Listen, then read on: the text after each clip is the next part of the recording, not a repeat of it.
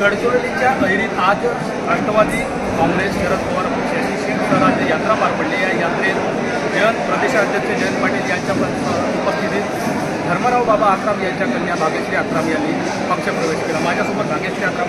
ताई, काय सांगाल, आपला कुटुंबामध्ये असताना अशा काय घडल्या की आज आपल्याला वडिलांना साथ सोडून पक्षप्रवेश करावा?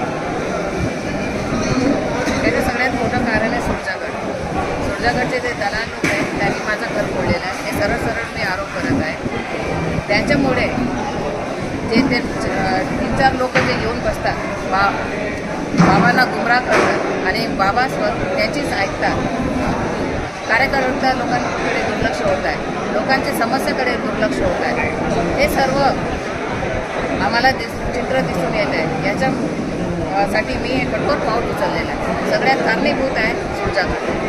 आपण भाषणामध्ये बोलला 2019च्या निवडणुकीमध्ये 2 एबी फॉर्म आले होते आणि हे एबी फॉर्म मला देण्यात आलं होतं. बाबा जर बीजेपीकडून लढले तर मला तयार राहण्यास सांगितलं होतं. याचंही आपण भाषण केलं. मी आपल्या भाषणामध्ये आपल्याला सांगितलं.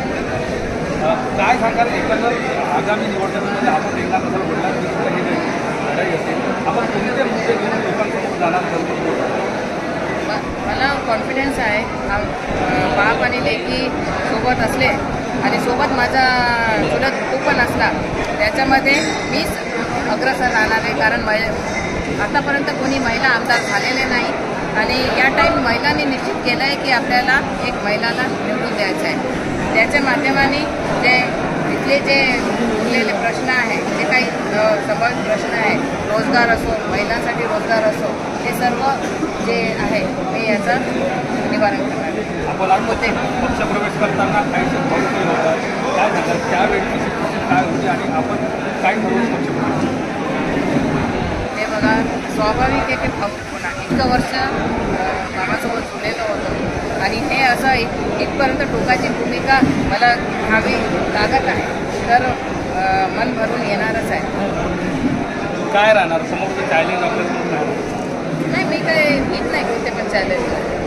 जे कोणी म्हणत असेल, जे कोणी आरोप मला प्रत्यारोप लावत असेल समोरच्या याच्या मैदानात मी उतरून त्याचा जबाब देणार आहे. तुझ्या कार्यकर्त्यांना धमकी दिल्या तर कसंही आपण धमकी देण्यात येत आहे, पण ते मी सांगितलं आहे कोणी या धमक्या घाबरायचं नाही. आणि मी जोपर्यंत आहे माझ्या कोणी कार्यकर्त्याला हात पण लावायचं नाही, कोणी त्यांना तकलीफ दिला तर गाठ माझ्याशी आहे. आगामी निवडणुकीत तुम्हाला संधी मिळाली नक्कीच. आगामी निवडणुकीत जर मला संधी मिळाली तर मी संधी सोने करणार, वडिलांविरुद्ध लढणार अशा ठाम भूमिकेवर भाग्याची आहे.